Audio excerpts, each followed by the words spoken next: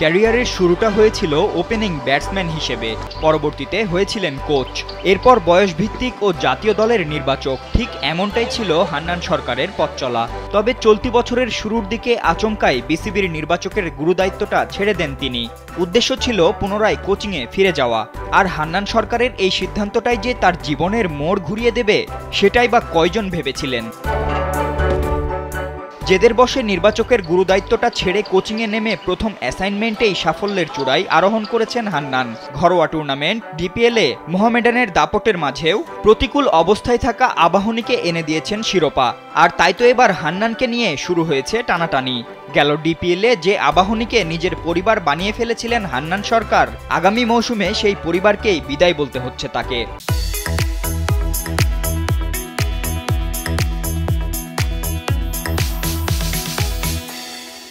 কারণ আগামী মৌসুমে আর আবাহনীর কোচ হিসেবে থাকছেন না হান্নান।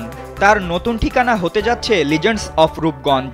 যদিও মোহামেডান চেয়েছিল আসন্ন মৌসুমে তাকে কোচ হিসেবে নিয়োগ দিতে, তবে রূপগঞ্জের স্বত্বাধিকারীর সঙ্গে যে সবার আগে কথা বলেছিলেন হান্নান, আর তাই তো আগামী মৌসুমে রূপগঞ্জের দায়িত্ব নেবেন তিনি। হান্নান আবাহনীতে একদিকে যেমন সামলেছিলেন কোচিংয়ের গুরুদায়িত্ব, অন্যদিকে হ্যান্ডেল করেছিলেন ম্যানেজারের কাজও।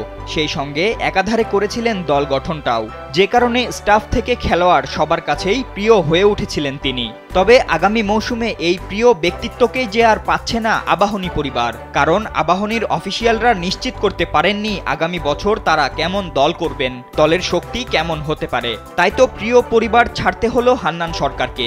এমন হৃদয় বিদারক ঘটনায় অবশ্য আবেগ আপ্লুত তিনি নিজেও। তাই তো ফেসবুকে পোস্ট করে জানিয়েছেন নিজের আবেগের কথাও। বলেছেন, আবাহনী সবসময় আমার হৃদয়ে বিশেষ জায়গা নিয়ে থাকবে।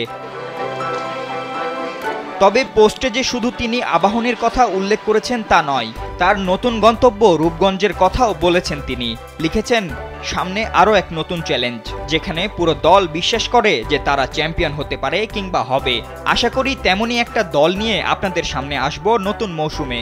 হয়তো সেই দল আপনাদেরও স্বপ্ন দেখাবে, অনুভব করাবে ওরা এবার চ্যাম্পিয়ন হতে পারে।